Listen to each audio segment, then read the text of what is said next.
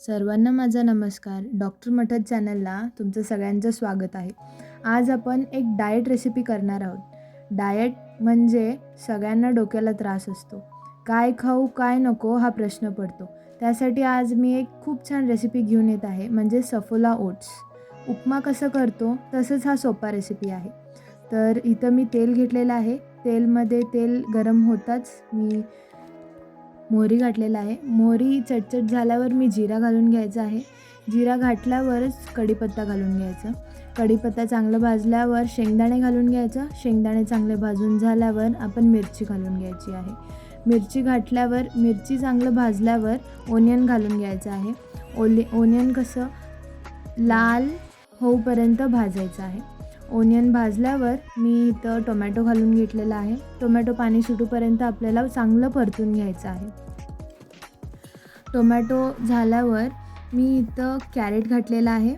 Crate optional आहे, घातलं तरी चालेल, नाही घातलं तरी चालेल. आता ह्याला चांगलं परतून घ्यायचं आहे. अगदी पाणी सुटूपर्यंत आपण परतून घेत आहोत. चांगलं परतून झाल्यावर 1 चमचा हळद घालायचा आहे, म्हणजे लगेच त्याला छानसा असं कलर येतो. हळद म्हणजे तुम्हाला माहीतच आहे, बिना हळदीचे जेवणच हे अपूर्ण असतो. हळद घालून घेतल्यावर मी इथं 3 वाटी पाणी घालून घेतलेलं आहे, तुम्हाला पाहिजे तसं.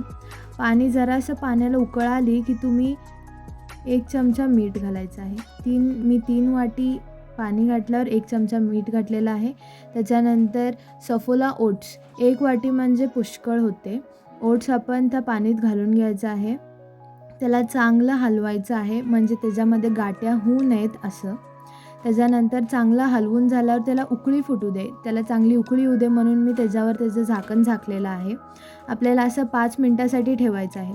आता तुम्ही बघत आहात आपला सफोला ओट्स रेडी झालेला आहे. थोडंसं पाणी वरती येणारच. ते पूर्ण 5 मिनटासाठी उकळून झाल्यावर आपल्याला ते चांगलं स्टीअर करून घ्यायचं आहे. तुम्ही बघू शकता किती छान कन्सिस्टन्सी आलेली आहे. गॅस बंद करून थोड्या वेळ तुम्ही बंद करून ठेवू शकता. हे बघा किती छान दिसत आहे. कलर पण अगदी मस्त आलेला आहे. तुम्हाला जर ही रेसिपी आवडली असेल तर माझ्या चॅनलला सबस्क्राईब करा.